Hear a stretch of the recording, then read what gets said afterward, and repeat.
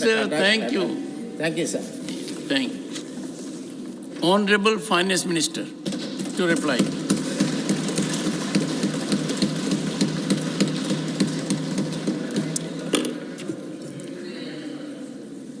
Thank you very much, Chairman, sir. What began as a short duration discussion on the economy, because of the interest which honorable members have shown, have lasted 3 half days, and 60 honorable members have spoken during this debate, and I'm indeed grateful for the various issues that have been discussed, and certainly some concerns and questions which have been raised. I'll try to address them. So even as I begin talking about the short duration discussion held in this House, I'm tempted to start the discussion from a mention outside the House first. Interestingly, it comes from a member of this House about the economy. Shri Jairam Ramesh had mentioned that in all probability there will be a discussion, something to the extent of saying we've been asking for these debates in the previous sessions, but the government has not been willing. We've never been hesitant about talking about the economy. In fact, every time there's been a request to discuss about issues, specific issues related to the economy or the larger one, we've always come in. I thought I'll just draw his attention, other than the usual budget discussions, budget speech discussions separate from the finance bill, we've always yielded. Economic situation in the country in November 2019 was a discussion held, and similarly prices of essential items 2nd August 2022 we had an elaborate discussion. So we've never hesitated to have discussion on the economy, and I thought I'll just put that record straight, sir. Sir, I'd like to begin by speaking about how the Indian economy fares in comparison to what is happening all over the world. Honorable members are aware that our second quarter growth has been very high. It's the highest in the world, and we continuously maintain that momentum of being the fastest growing economy. During the same quarter, July to September 23, the third and the fourth largest economies of the world contracted, sir. Germany contracted by 0.4%, and Japan contracted by 2.1%.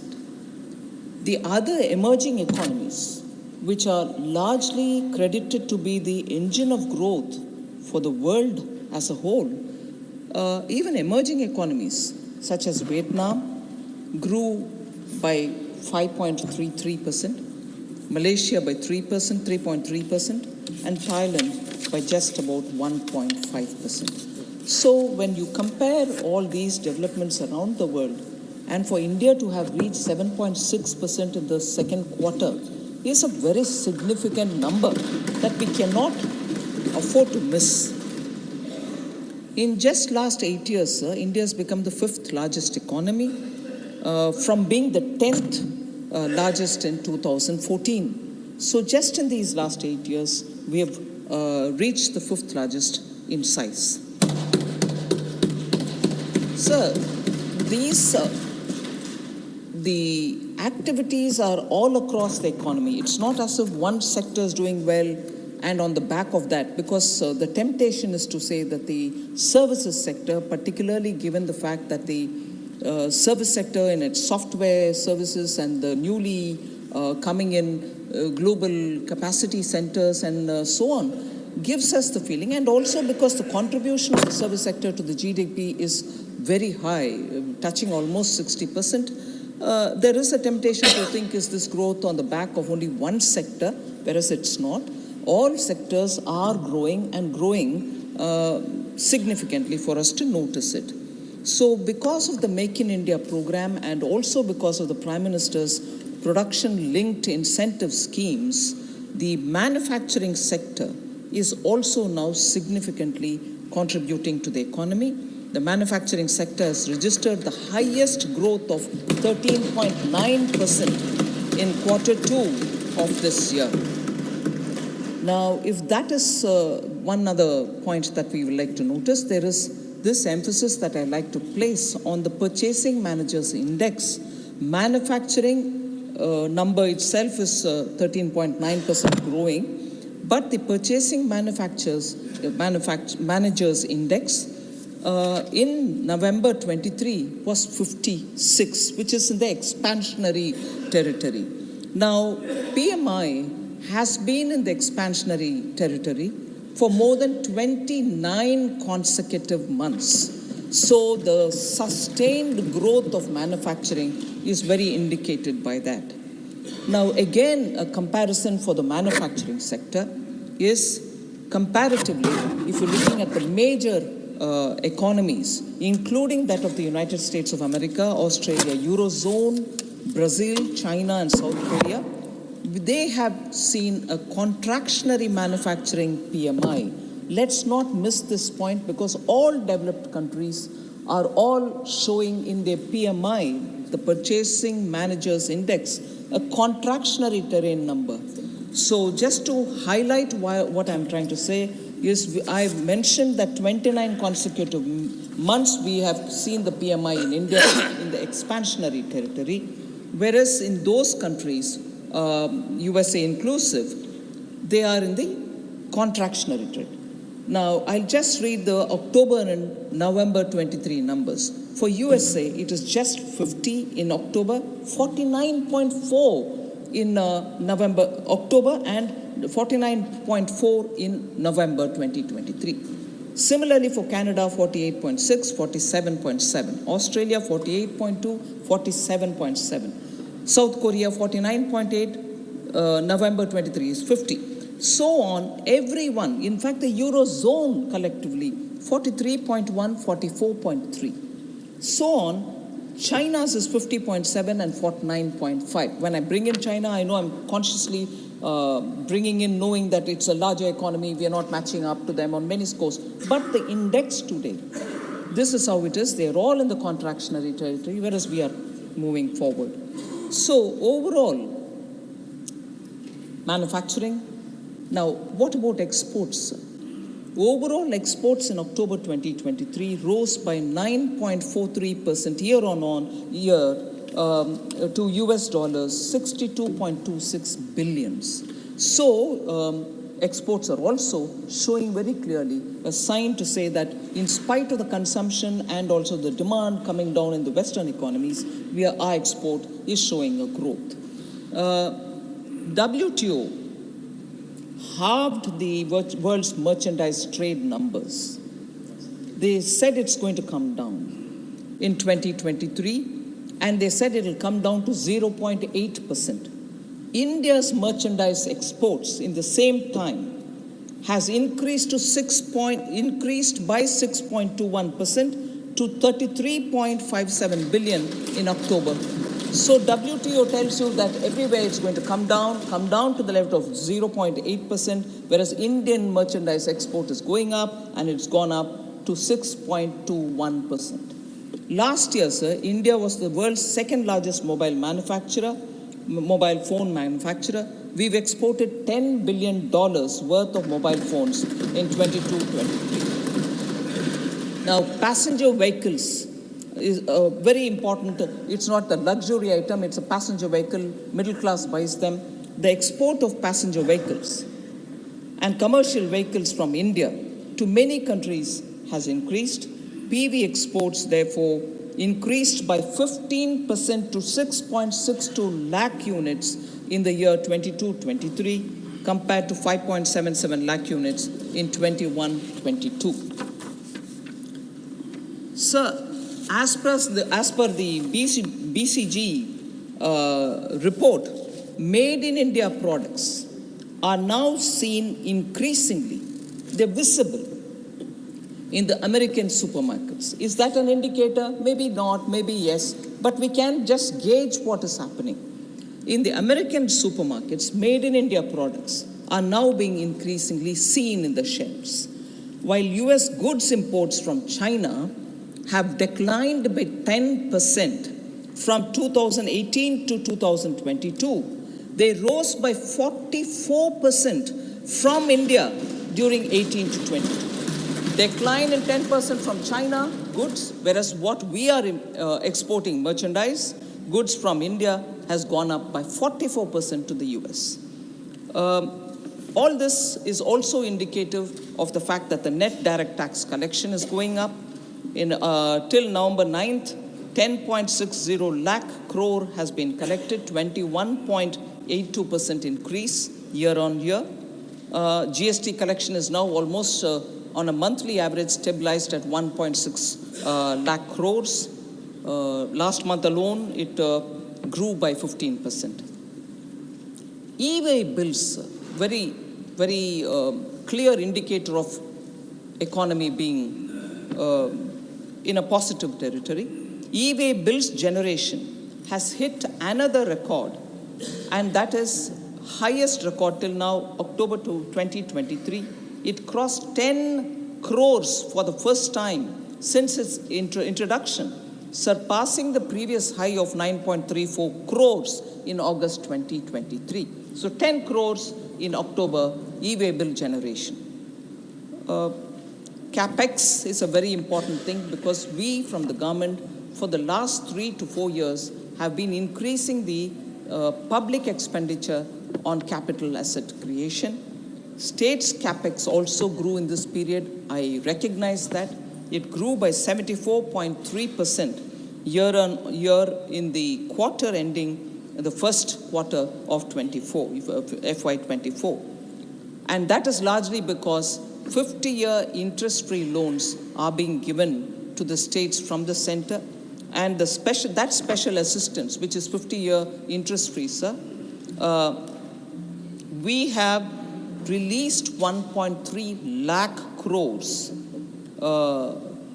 We've made a provision of 1.3 lakh crores in the budget of 23-24. So that is also making states spend a lot more in their capital account so that capital expenditure, infrastructure building gets a priority. All this has been recognized by even some of the global media who normally don't write much in appreciation of what is happening in India. But I would like to say that I'm sure the honorable members would have read the Wall Street Journal, S&P Ratings, Bloomberg, all of whom, while speaking very well about the Indian economy, sir, refer to the reform measures undertaken by the Honorable PM, taking his name. I would like to say this. Prime Minister Narendra Modi's efforts, this is quote, Prime Minister Narendra Modi's efforts to outrun China and transform India's economic model into one driven by manufacturing rather than consumption are creating a tailwind for infrastructure and heavy industry companies. So this observation coming from media houses, particularly those who observe the Indian economy at this time, surely gives the feeling that it is all across the board, the development, the kind of buzz which is around the economy.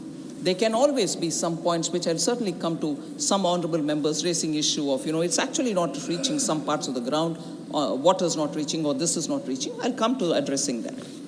But the point on which all of us can take immense pride is something which I list out very quickly. I'm not going to spend much of our time. Where have we reached the topmost position in the world? Where are we in the second position? Where are we in the third position? I'll just list out those items and we'll know that this is across the board for all of us to feel extremely proud of, because this is an achievement the people of India are contributing towards this country. So India is the world's largest producer of milk, largest producer of pulses, dalhan, largest producer of jute, largest producer of sugar, real-time digital payments, largest number happen in India. India is also the second largest production of rice, of wheat, sugarcane, groundnut, vegetables, fruits, cotton, aquaculture, which is inclusive of seaweeds and lotus and so on, and also the marine products. So India is the second largest. Now, second largest again, manufacturer of mobile phones, producer of crude steel. In 2022 alone, sir, India alone registered an increase in production, while Japan, China, Russia, and US all witnessed a drop. They are the major producers. They see a drop in production, and we see not only see a growth, but we've reached the second largest producer status. Coal producer, second largest. Aluminium producer, second largest. And also, India is the second sought after manufacturing destination globally, and this is because of a research which comes from Cushman and Wakefield. So the third position, I'll stop with the third, but then, and also one more on the fourth. Third position, sir, India has reached the third position in being the biggest producer of fish and fish products, fish-related products. 8% of global production happens here.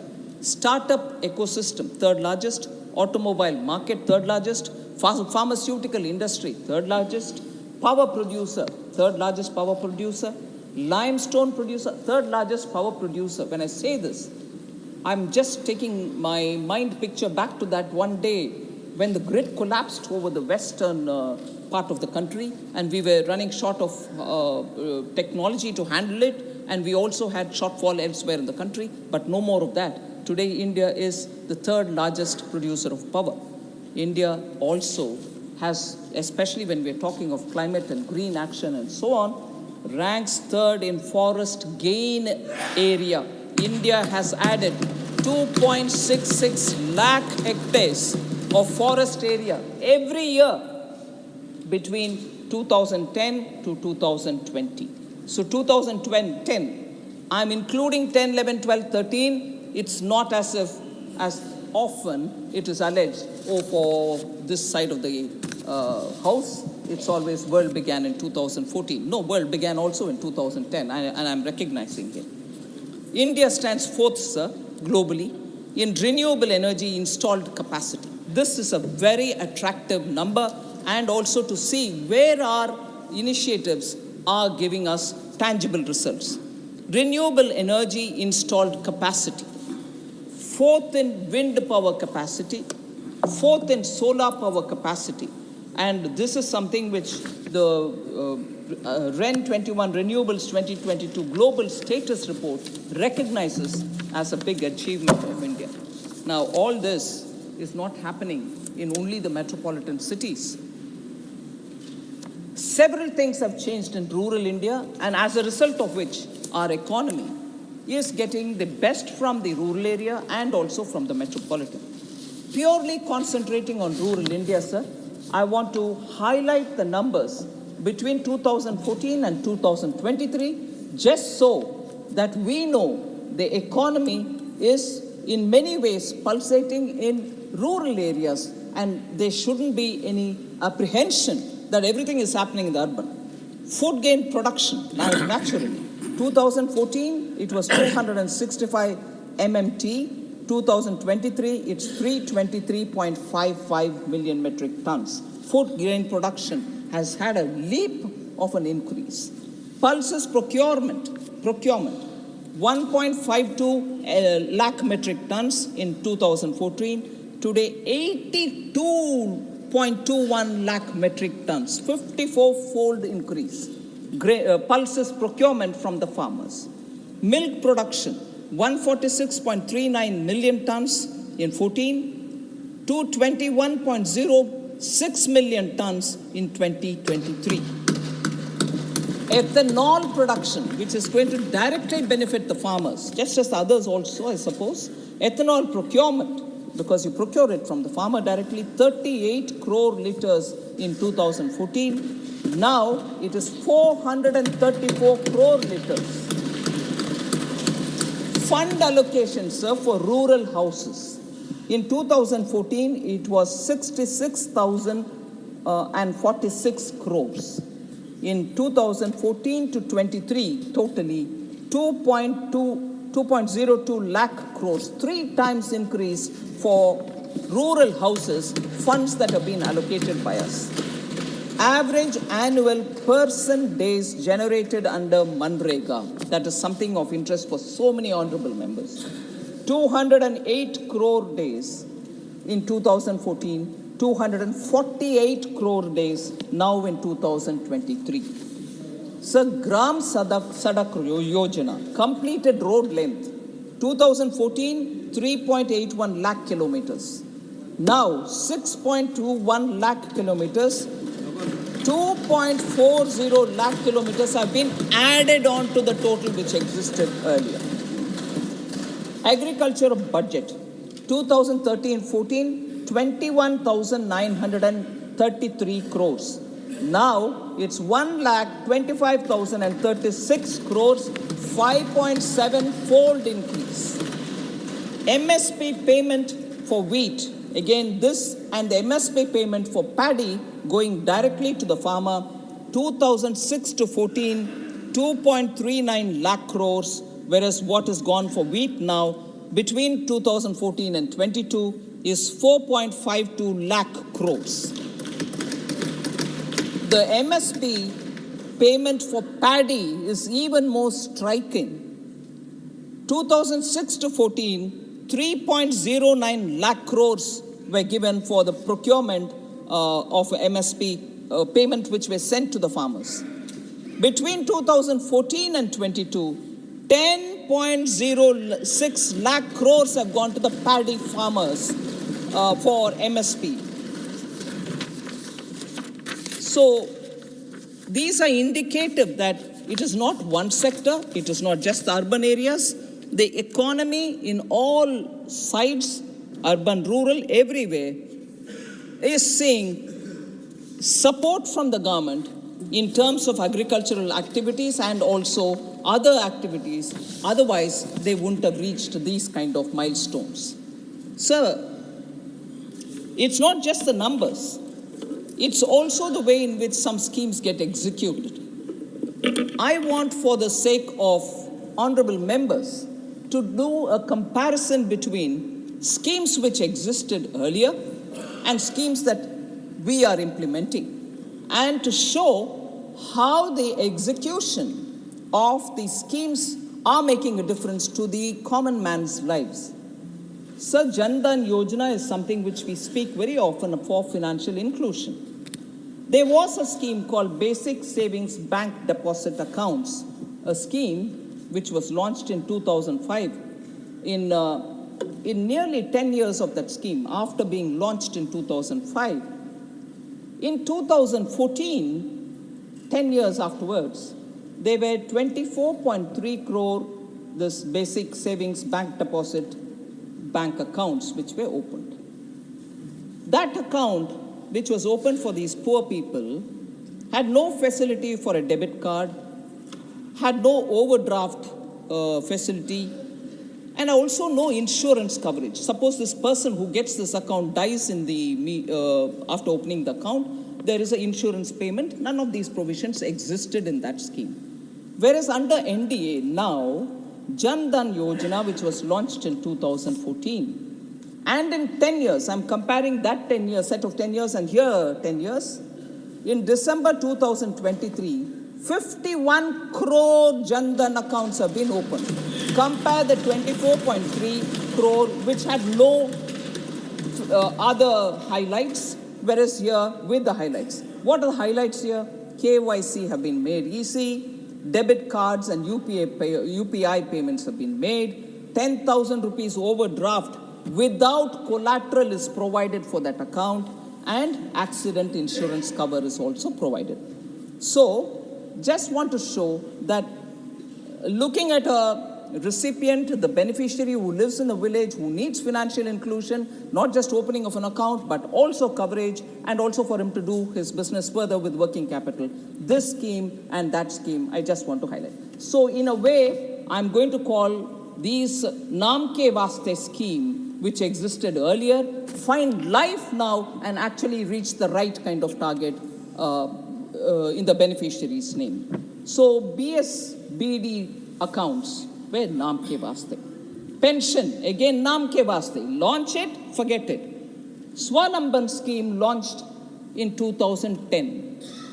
2010. In 5 years, they had 29.42 lakh accounts opened. That is, in 2014, they ended up with only 29.42 accounts. Now, Swalamban scheme is what is Atal Pension Yojana, launched in 2015, 8 years only, and in 8 years, I'm comparing that with this, 5.95 crore subscribers have come into the scheme. 20 times more than Swalamban. Again, a Naam Ke Vaste's program, it is brought in and then left where it is. But if you invoke something here, they will say, oh, we've launched it, you don't credit us. Credit we will, but this is the performance. Jan Aushadhi Kendras. Jan Aushadhi scheme again was launched in 2008, sir. And in 2014, they had only 80 stores, 80 stores. In 2000, that scheme got continued. December 2023, sir, 10,000 stores have been opened in Jan Aushadhi. Where is 10 and where is this? And in the 10,000, now we've said we'll take it further to 25,000 Jan Aushadhi.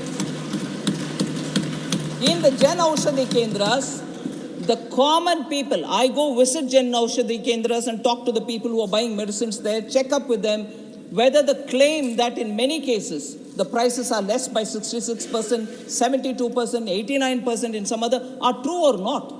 And people tell you what they're buying.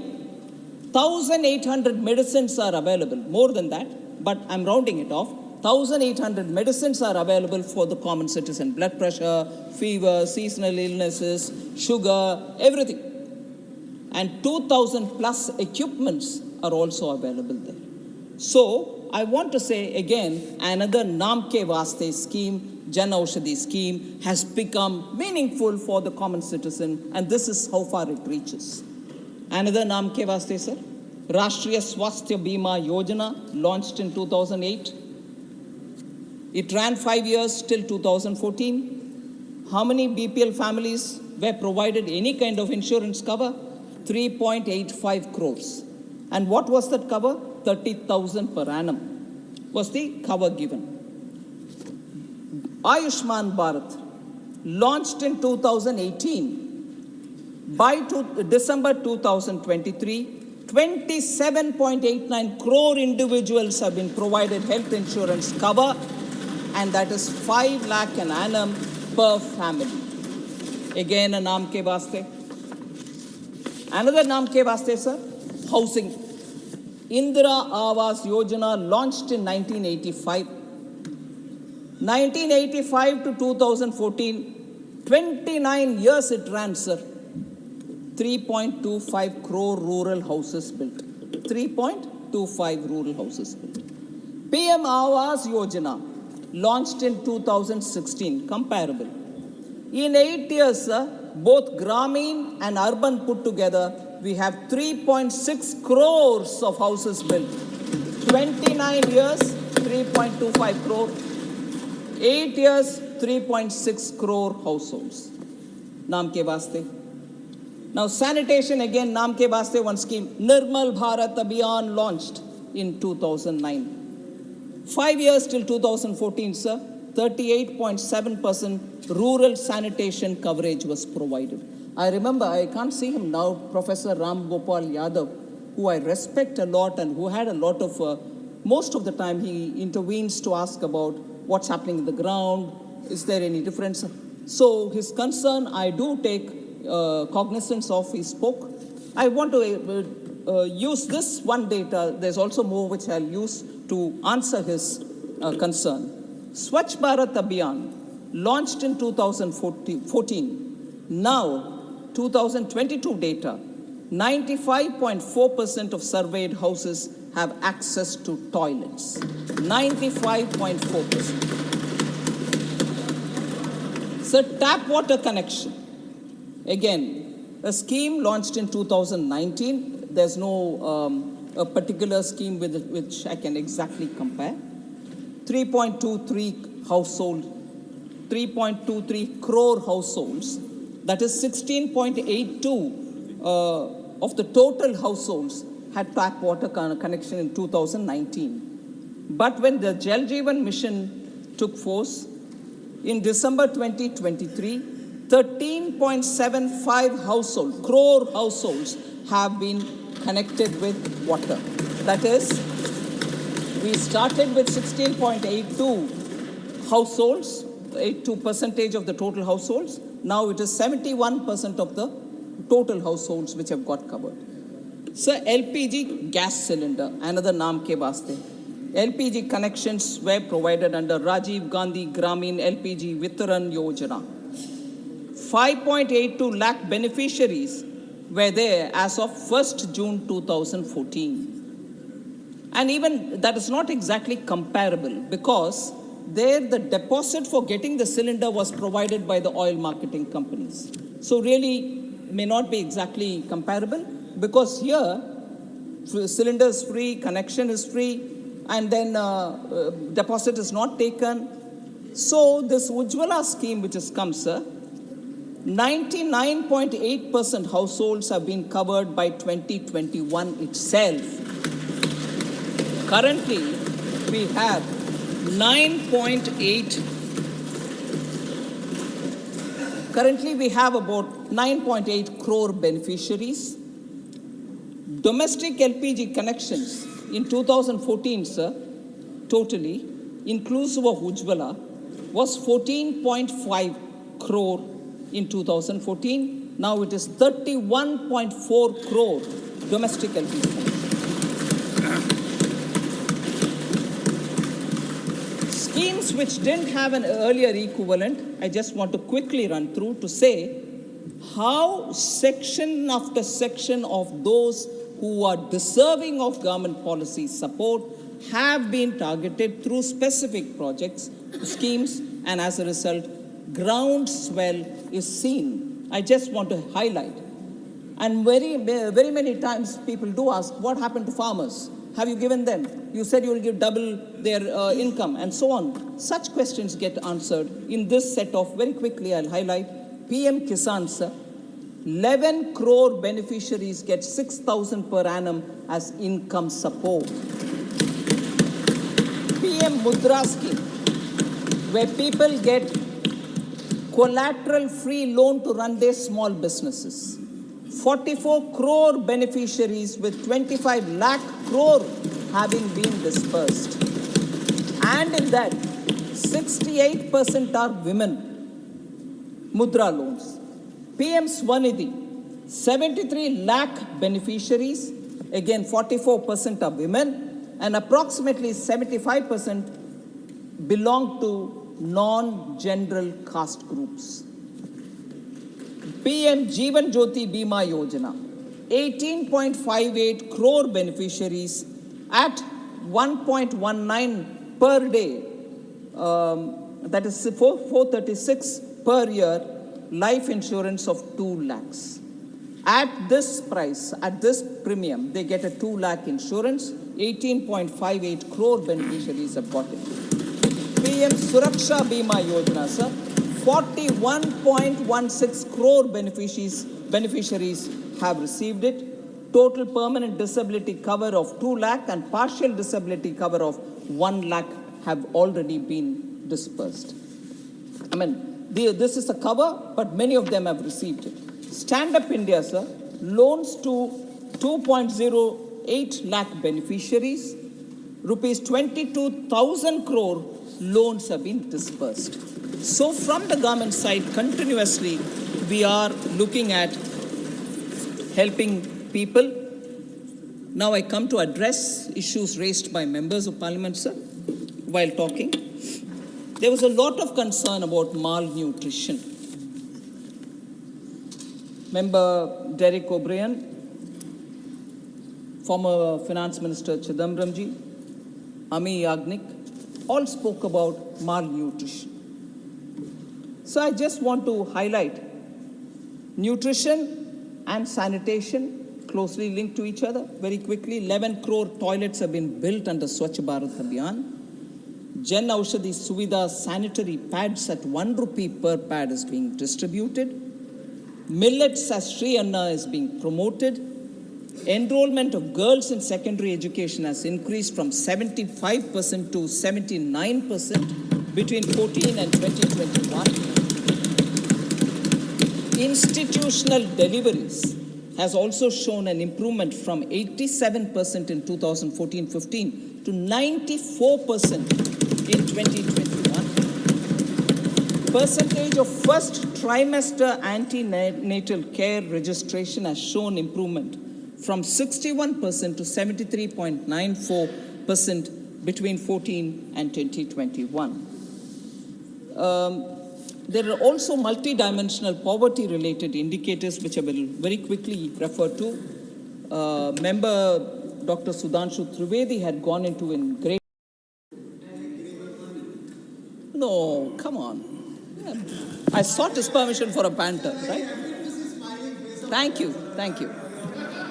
So he made, the former finance minister, made a very linear comparison as to how the GDP has grown from 1991-92, 25 lakh crore, and then 50 lakh crore, and then 100 lakh crores, and so on, and then wondered if I will say that by the end of 23-24, India will have 100 lakh crore as the GDP.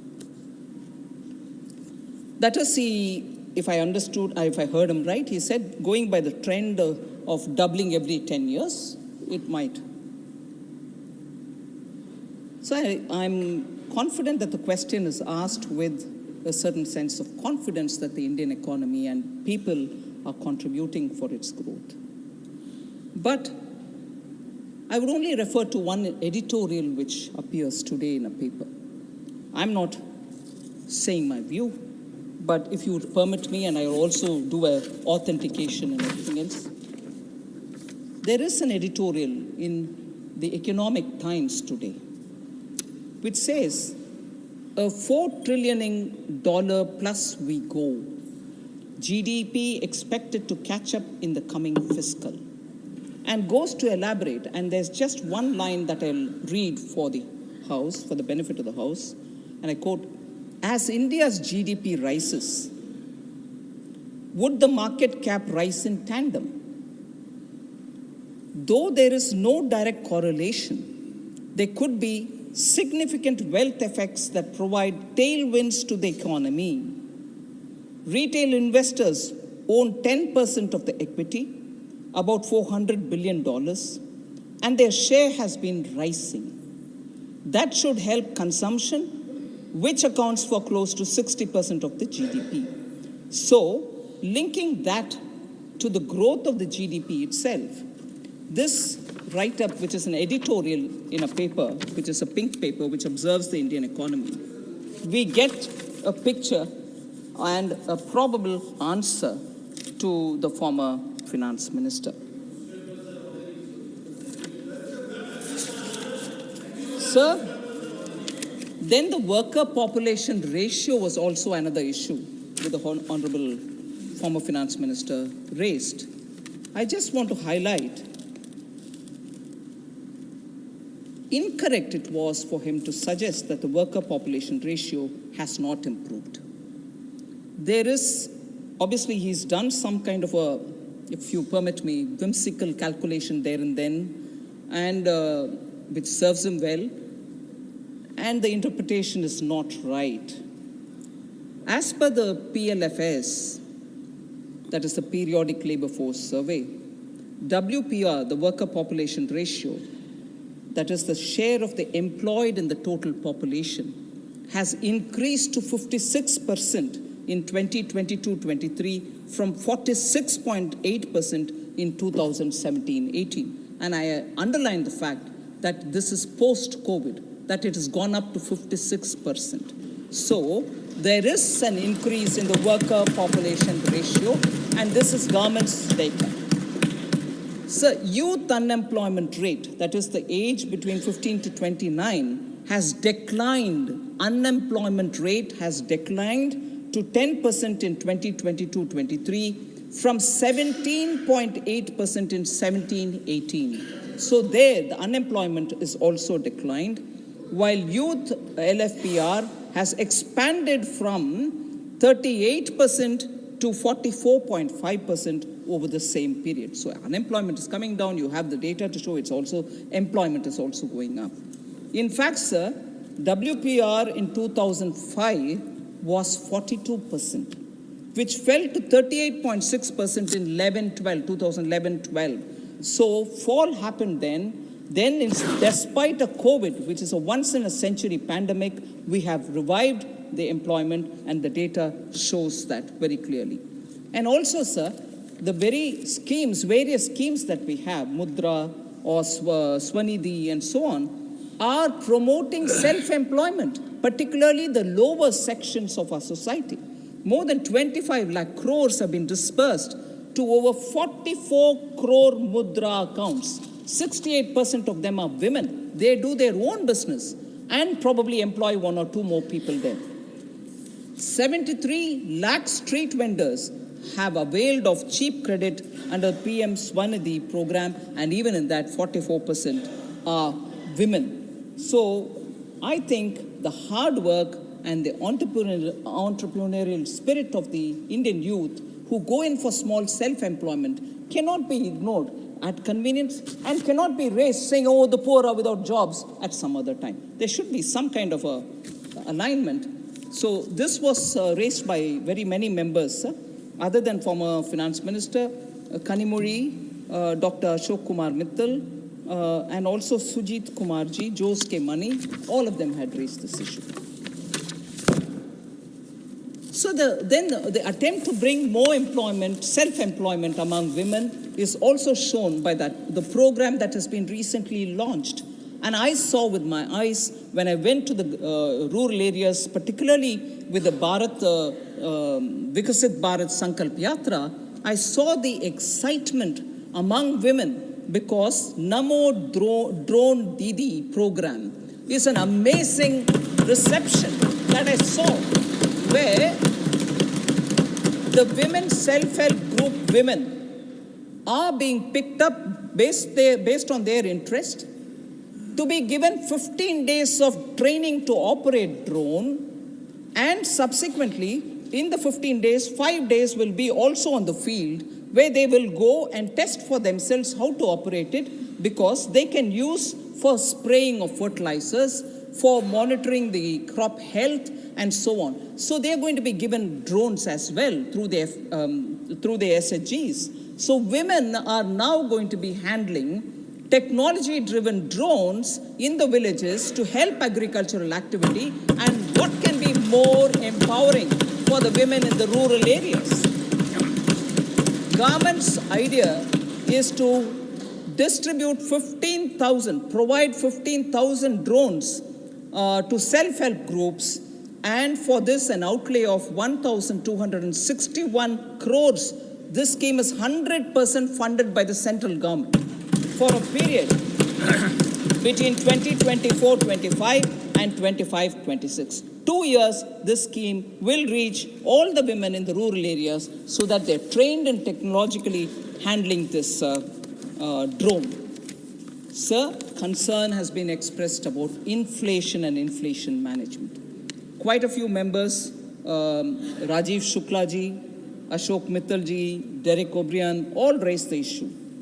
Sir, average inflation during 2014-15 up to 2023-24 has only been around 5.5%. Now, since 2014, the retail inflation breached the number and reached the highest point of 7.79 in April 2022. I concede that.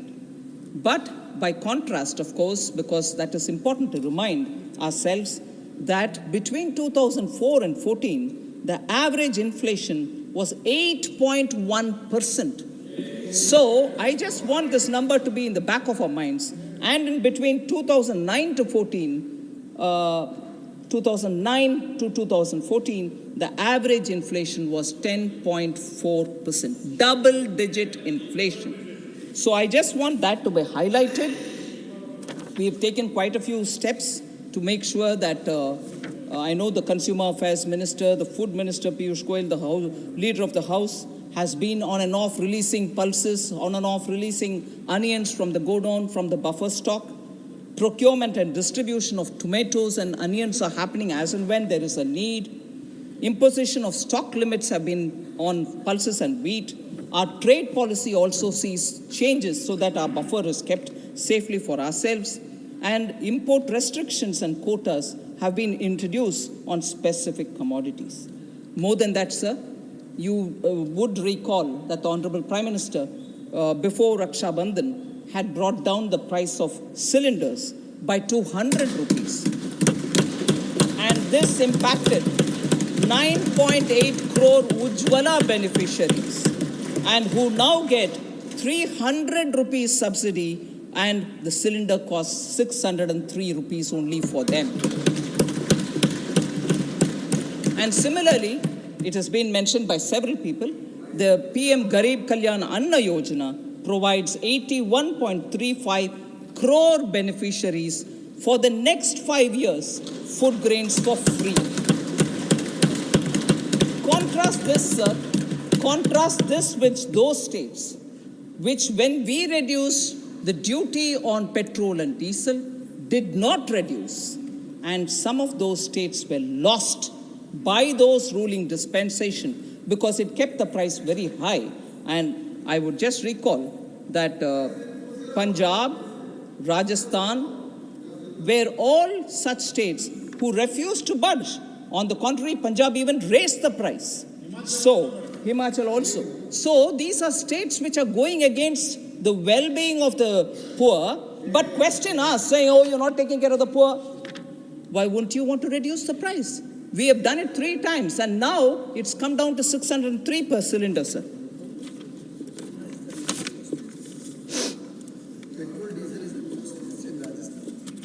That's right. Sir, and that is why people rejected them. Petrol and diesel being the highest price, sir, you come from Rajasthan, and in that state, the price has remained very high. Inflation as a result has been high. No wonder the people have rejected them.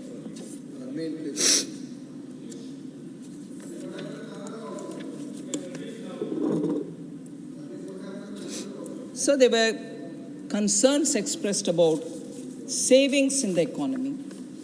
Quite a few members had spoken about it. Household savings are also going towards asset creation. I want to bring that dimension in because it's important for us to recognize that when households do have some money in their hand, they also want to invest in assets such as having a own house. Then households added net financial assets of 22.8 lakh crore in the year 21, financial year 2021. Nearly 17.0 lakh crores in 22 and 13.8 lakh crores in 23. This can't, of course, be seen in isolation.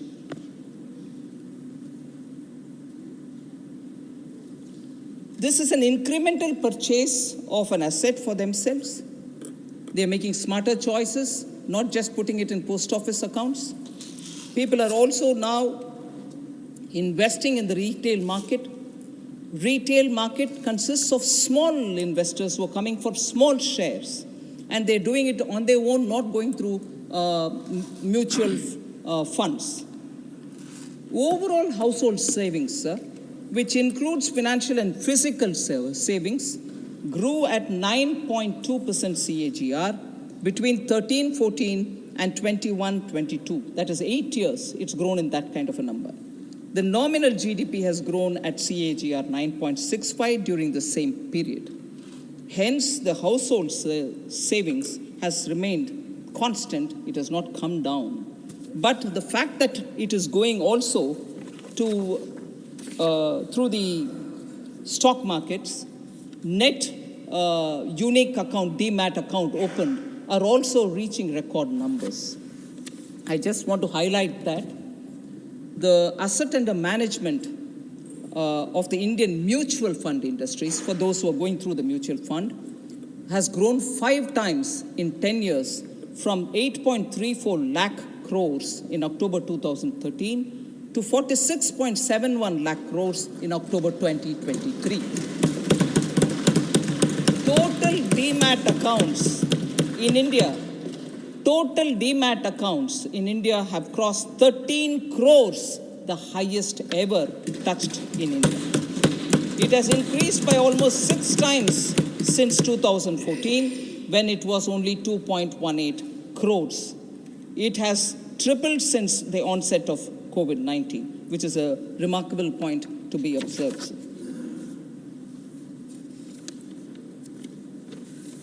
So there was also a lot of concern about US dollar strengthening against the Indian rupee. I just want to highlight the recent article which has come up, sir. The clearest sign that things are going well, a stable currency, was the title of that article. And it quotes, rupee has lost less than 1% of its value against the US dollar this year. And this is an article which was published in Wall Street Journal, a leading US newspaper, on 28th November. It's not something which is old, 28th November. The title of that article was interesting. It said, virtually everything has gone right for India. And in that it says, rupee has lost, and I quote, rupee has lost less than 1% of its value against the US dollar this year, compared with the decline of more than 3% for the Chinese yuan, a roughly 9% fall in the South African rand, and an 11% slide in the Japanese yen. Indian economy is benefiting from reforms put in place by the government of Prime Minister Modi, unquote. This is Wall Street Journal telling about the Indian rupee versus the US dollar. And I'd like to recall that several months ago, I spoke about the Indian rupee standing up to the dollar and the dollar's value going up, but the rupee not losing value. There was complete mockery at me, saying, oh, how can this be? That goes up and you don't come down. Please do read. Then you'll know why the Indian rupee stands stable against an ever-increasing dollar. And that cannot happen unless the Indian economy and its fundamentals are strong. It's not a fiction. It's not a fiction of my imagination.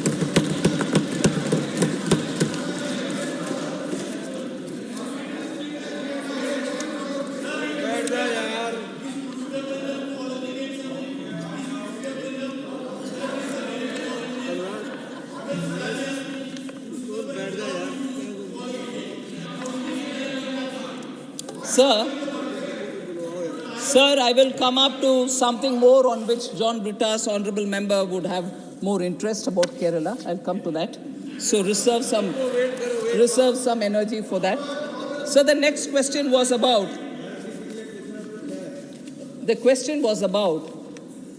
and this is Dr. Shantanu Sen. I'm not sure he's here, but, he's here, sorry. About why central government sends teams to inquire. Why wouldn't we release the funds in time? And also thought that we were against the poor by not releasing the funds. I just want to put some facts on record, sir. A central team was sent for an inquiry on January 22nd, 2019 to 2019, January 24th, 3-4 days. They visited about 6 gram panchayats. I'm just giving you this as one of the examples. This team visited 6 gram panchayats in 4 blocks in Purva Bardhaman and 7 gram panchayats in 3 blocks of Hooghly district, and a total recovery of 484.27 lakh was reported. 484.27 lakh was reported. Now, the state government, after that, sends a action taken report, because that was sought from the state. And the action taken report says that the state government had deposited the recoverable amount from the state treasury However, recovery has not been made in toto from each and every defaulter, which is not acceptable. It's a double whammy if you ask me. Money has gone away from the treasury, God knows to where.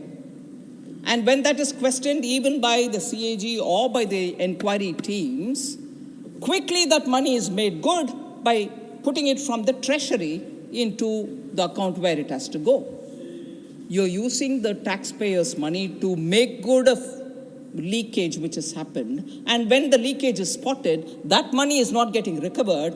That money is being made good by another set of public taxpayers' money. How good is this? Who's taking away the poor people's money? And when this is questioned, we are accused of not helping the poor.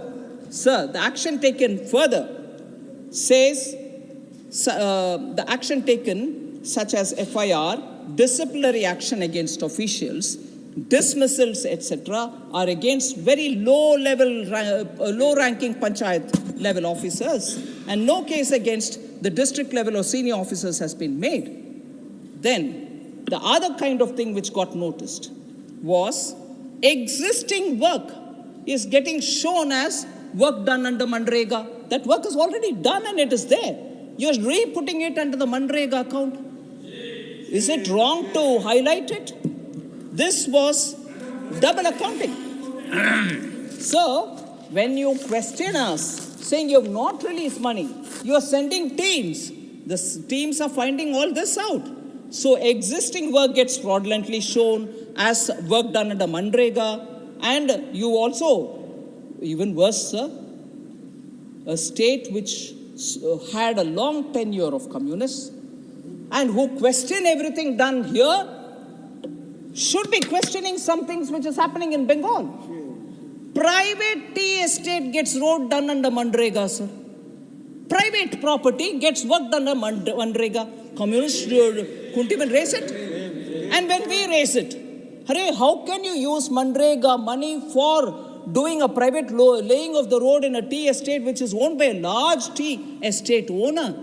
People talk to us about you only benefit one or two big companies. What's this, sir? What is this, sir? So, I want very clearly correction to be done in favor of the poor. Correction to be done in the name of using public money responsibly. And that is where we've been asking questions. And that is where answers which come don't give you complete answer. So I'm sorry, the teams have come. 19 is when they went. 5 years are going to get over. Now you keep asking us without correcting course. Is it wrong, sir, in this house to raise questions about public money? It's our business, all our business, to make sure the money goes to the right people. And that is why Honorable Prime Minister says, adopt technology, use DBT, put it into the account of the common man. Doing that in the first few years, DBT gave us 2 lakh crore advantage in that pilferage was stopped. Adopt such methods rather than continuously pointing to us saying, no, you're not giving money. That is going there in Bengal. They go to the street to say Modi is not giving money for the poor. Who's not giving money for the poor? Leaked money is getting filled by taxpayers' money. Is that serving the poor? Sir. Cut money. Sir, again, Professor Ram Gopal Yadav. Sir, Professor Ram Gopal Yadav and also Ajit Kumar Bhuyan, independent from Assam, have all been talking about private final consumption expenditure in the GDP. I would like to say it stands at 58.5% in 22-23, the highest since 2006-2007. The gross fixed capital formation, the share of the gross fixed capital formation in GDP stood at 34% in 22-23, again highest since 2013-14. So per capita income was also a matter on which questions were raised. I just want to say in rupee terms, I'll also give in dollar terms. In rupee terms, per capita GDP at constant price was 78,348 Indian rupees in 2013-14, it has increased to 1,15,746 rupees in 2022-23. Substantial increase in per capita at constant price. If any member is interested in knowing about the US dollar rate, per capita income was $1,438 US in 2013-14. It has increased to $2,389 US in 2022-23. So it's a 5.8% increase. India's rank in the per capita income was 147 out of 189 countries in 2013-14, which has moved up to 141st rank. From 147, we've moved up to 141. Sir, it is something which, before I go to talking about Kerala, I just want to highlight the fact that particularly, and recently also we heard the Honorable Prime Minister saying, I'm not worried, I'm not going to be swayed by caste differences, backward, or religion, or any, but for me, there are only 4 such castes which I will serve now. And I've been serving them, I'll serve them further. And if I do that, across all castes, across all religion, people will get covered. So if you were to touch the poor and serve the poor, poor of all communities, poor of all castes, poor of all religions will get covered. So poor, the farmer, women, and the youth are the 4 which have been continuously under priority of this government. And this was also taken up from the point of view of aspirational districts. 112 aspirational districts. In other words, they were aspirational for us because they are actually districts, even in a developed state, they could be the pocket which is not so well developed. But instead of calling them backward, we call them aspirational. Such aspirational districts, sir, I just want to say, because quite a few members asked us, no, in the ground level it is not translating. Actually, all the schemes that you're announcing are not reaching the common people. I want to take this as an example to tell all the members here, sir, that of the 112 aspirational districts, 26 are spread across 4 states and account for 81 assembly seats in the recently held elections of Madhya Pradesh, Chhattisgarh, Rajasthan, and Telangana. 26 of the 112, in which complete focus of the government has been there to make sure that also come up to the level of the rest of the developed states. And I'm glad to say that this emphasis of the Honorable Prime Minister on the poor, on the women, on the farmers, and on the youth, and supporting them to the last level. Now the aspirational districts have moved over to aspirational blocks. We are taking it further down to mention that saturation of all schemes will be taken up. Common people have recognized this. Women have recognized this. That's why they're enthusiastic about the drone, about, the SHG groups getting help. So the enthusiasm is not just there, but it has translated into votes also. I want to just place it before the honorable members that the results show that over 2/3 of the seats in these 26 districts across 4 states, 2/3 in these 26 aspirational districts, which are spread across 4 states, have gone to the BJP. And this again is not just my analysis, my data, Election Commission's data, all of us base it on Election Commission's data, is Indian Express, sir, which is written in this piece, which says, oh yes, 100%, Manoj, come on. So, focus on women, focus on backwardness, focus on poor, focus on youth, focus on farmers. People understand this is a government and this is a leadership under Prime Minister Modi which delivers to the ground. And that is why they trust us. That's why they trust the PM. And that is the bharosa with which we are bringing in these kind of ground level difference in the quality of life. So the last, which I've been seeking your indulgence, is to say quite a few honorable members spoke about Kerala and Tamil Nadu, unfair treatment on account of, perceived inequality and so on. I just want to highlight just 5 points. I won't go into details. The 5 points are, sir, we give so much but we don't get. Doesn't add up. States receive 100% of the state GST. States receive 100% of the state GST collected in that state. Nobody touches it. Approximately 50% of the IGST, which is collected for the transaction between states, is given. Approximately 50 goes to the states. And 41% of the central government share of the GST, CGST, is also devolved to the states based on Finance Commission's recommendations. So tax devolution, which is suggested by the Finance Commission, tells very clearly that 100% of what you collect in GST is with you, 50% of the IGST goes to you, 41% of the central GST also goes to the states. One.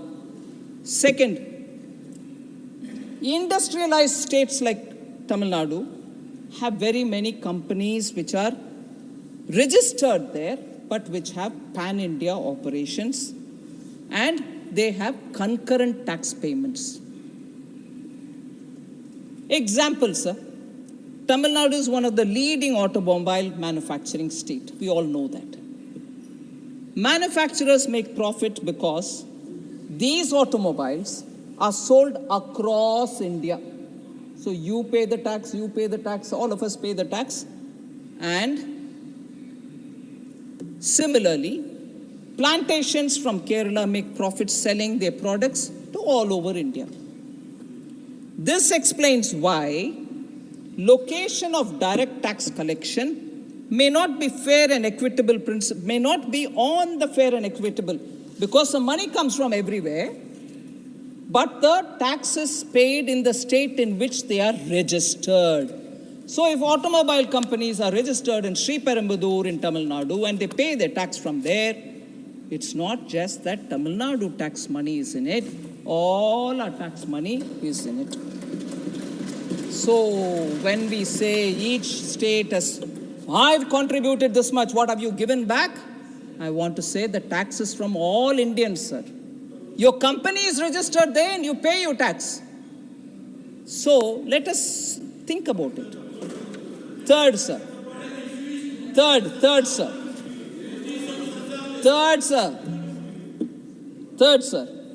Sir, there's a proverb in Tamil. I just half heard John Britta's. I'm tempted to say it, if you don't mind. Tadukala panja paayila paaiven. உனக்கு தமிழ் புரியும். தடுக்கல பாஞ்சா பாயில பாய்வேன். Meaning, I raise an issue and if you address that, I'll jump to the next. There's no end. I'm sitting in a tadukku, I raise issue about it, I answer that tadukku related issue, but no, now I've gone to pai, answer that. I mean, come on, tadukala panja paayila panjinde irukano. So sir, yeah, I'll still answer your cess and your surcharge. This is answered n number of times in this house. But n number of times it will always be raised, like the other day, with your permission, I took a banter on Honorable Member Ami Yagnik, on the waiver written off. Permanent debate. It's been explained till the cows reach home, but we'll still explain it. I'm quite... No, don't worry. Write off and written off are grammatically different, that's all. So, that has been explained several times, sir, but I don't mind. With your permission, I'll do it any number of times. Sir, third. Ma'am, I think men agree more than women agree amongst themselves. No, it's a reflection.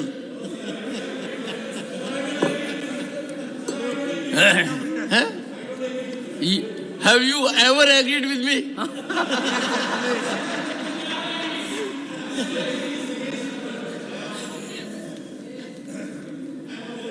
Sir, So third is, sir, physical infrastructure such as roads, rails, ports, airports are built by the center.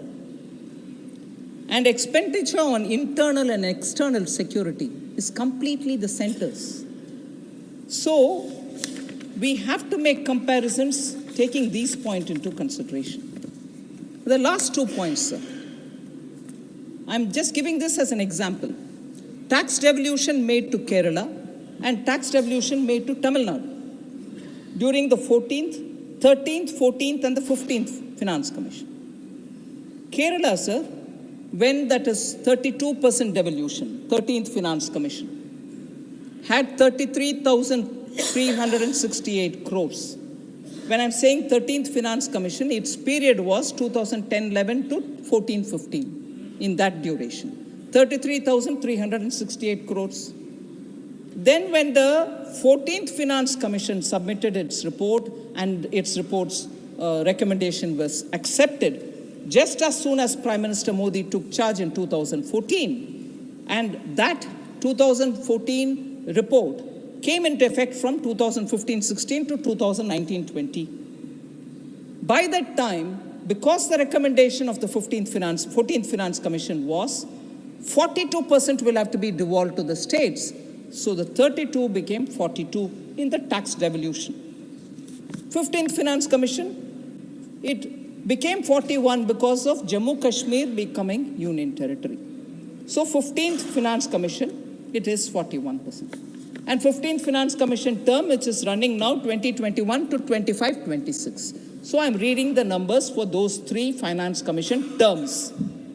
33,368 crore for the 5-year period, 80,188 crore for the 14th Finance Commission period, 1.11 lakh crore during the 15th Finance Commission.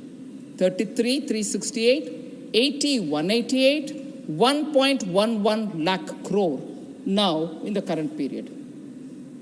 Tamil Nadu, sir, during the same time, 70,825 during the 13th Finance Commission's time, 1.29 lakh crore during the 14th Finance Commission, which ended in 2020, and during the 15th Finance Commission, 2.36 lakh crores. Just see the amount. And where are we being told your money is not getting devolved? You are getting the money. Sir, then the last point, sir, the fifth one, the credibility of this government, sir, is to financially empower the states can also be engaged from the fact that an issue which was pending from 1996-97 till 2014-15 happened, nobody touched it. That was actually money belonging to the states. Nobody touched it. It was lying as a pending amount, tax dues amounting to 81,645 was lying there. It was Prime Minister Modi who in 2015, talking to the earlier, this happened in 2021, talking to the ministry, to the officials, to me, all of us worked together with the states. There was some money which the states owned the center. This money was owned by the center to the states. 81,645 crores was then released, reconciled amounts adjusted. The net amount which went to the states was 43,168 after adjusting what they owe the center. So an issue pending from 1996-97 gets sorted out in 2021 in favor of the states because Prime Minister Modi was also a chief minister once and he knows what the states undergo in terms of money if it doesn't get reach them in time. That is why since 2020, I am standing here as evidence myself to say at least 5 times I have asked the ministry to release fund in advance. So where they were supposed to get 1 installment, 2 installments have been paid in advance and not waiting for the due time so that the states don't suffer. So a chief minister becoming a prime minister has actually kept in favor of all the states and has never discriminated against any one state. In fact, he repeatedly says, until and unless all states grow equally, India cannot grow. So somebody who believes in that is never going to discriminate against any state. So largely I've covered the issue, sir. I wouldn't go on to talking about internet connectivity and issues like that which many members raised, but I suppose the concerned ministers would also have their time to speak about it. Thank you very much for giving me.